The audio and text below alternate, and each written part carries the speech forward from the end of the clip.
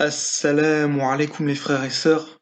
Alors j'espère que vous allez bien, hein, malgré la situation catastrophique dans laquelle nous sommes.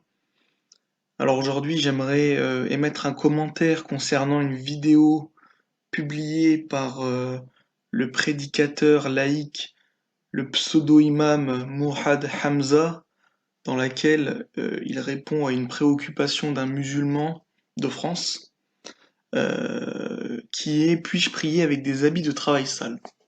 Donc sans plus attendre, écoutons la réponse qu'il a à lui donner. Il y a un frère qui me dit, je fais la salade avec les habits du travail, les habits du travail sont sales. Mais de quelle saleté tu parles, frère? Il y a les habits du travail. Mais quel travail tu fais?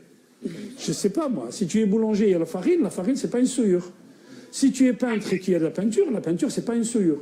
Donc ça, il faut que tu reviennes au DAPS, comme on dit, à comprendre ce que c'est les souillures. Moi j'ai d'autres questions. Que vaut ma prière sachant que j'apporte par mon travail un soutien au Tarout, en l'occurrence le système français, avec toutes les conséquences gravissimes que ça implique? Que vaut ma prière si tous les matins je me lève pour aller fortifier, alimenter, soutenir le système du diable par mon travail? Que vaut ma prière dans une mosquée de la République derrière un imam laïque? Puis-je prier dans une mosquée laïque, d'ailleurs? Une mosquée de la République? Puis-je prier derrière un imam laïque? Puis-je prier derrière un imam qui a fait allégeance au Tarout de manière explicite ou tacite? Donc voilà mes questions. Bon, vous imaginez bien que c'est des questions rhétoriques et que je n'attends aucune réponse de leur part, hein. C'est quand même incroyable.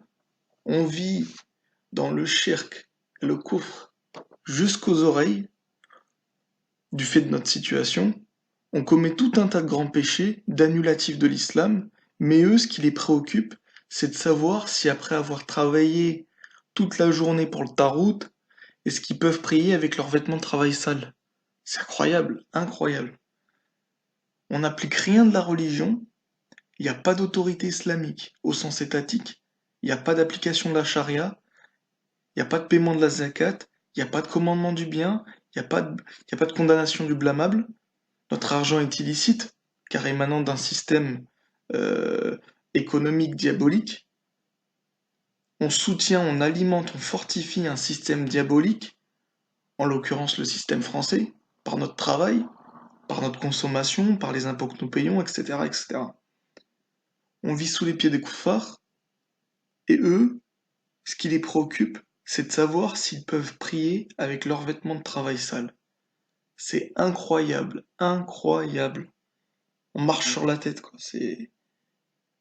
La maison, elle est en ruine, et eux, ce qui les soucie, et eux, ils se soucient de la décoration. On vit chez les fous, on vit chez les fous. Voilà les conséquences de la propagation de l'islam, entre guillemets, bien sûr, de l'islam laïque, de l'islam de France. Voilà où on en est.